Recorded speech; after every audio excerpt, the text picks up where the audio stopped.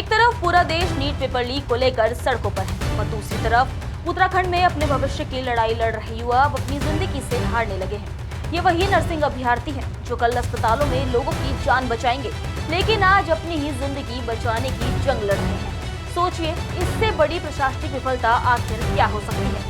उत्तराखंड में नर्सिंग अभ्यर्थियों का वर्षवार भर्ती आंदोलन कई महीनों से लगातार जारी है। एकता विहार धरना स्थल से लेकर रैली, घेराव, प्रदर्शन, यहाँ तक कि मूसलाधार बारिश में पानी की टंकी पर चढ़कर भी अभ्यर्थियों ने सरकार तक अपनी आवाज पहुंचाने की कोशिश की, लेकिन उनका आरोप है कि उन्हें सिर्फ आश्वासन मिले, समाधान नहीं। इनकी मांग कोई नई नहीं है। अभ्यर्थियों का कहना है कि जिस वर्ष की भर्ती निकले उसी वर्ष नियुक्ति भी हो, ताकि वर्षों की मेहनत और इंतजार बेकार ना जाए।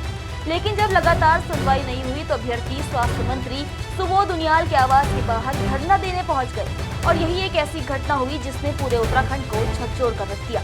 प्रदर्शन के दौरान 4 महिला नर्सिंग अभ्यर्थियों ने कथित तौर पर आत्मघाती कदम उठा लिया। मौके पर अफरा-तफरी मच गई। सभी को तत्काल दून अस्पताल में भर्ती कराया गया, जहां डॉक्टर के अनुसार एक अभ्यर्थी की हालत गंभीर बताई जा रही है।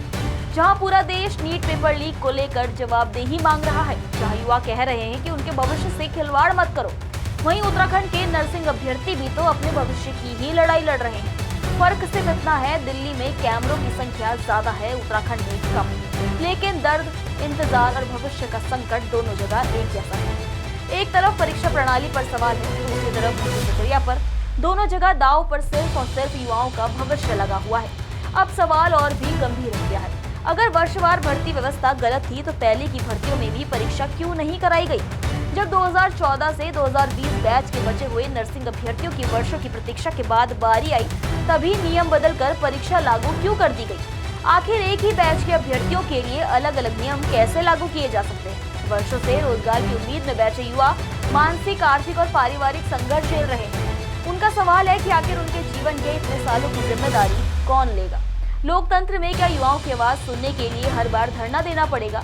क्या टंकी पर चढ़ना पड़ेगा या फिर भूख हड़ताल करनी पड़ेगी? या ऐसा आत्मघाती कदम उठाना ही सरकार तक अपनी बात पहुंचाने का आखिरी रास्ता रह गया है? क्या यही व्यवस्था है? क्या यही न्याय है? और सबसे बड़ा सवाल, इन युवाओं के टूटते विश्वास, बर्बाद होते साल और इस लंबे इंतजार की जिम्मेदारी आखिर कौन लेगा?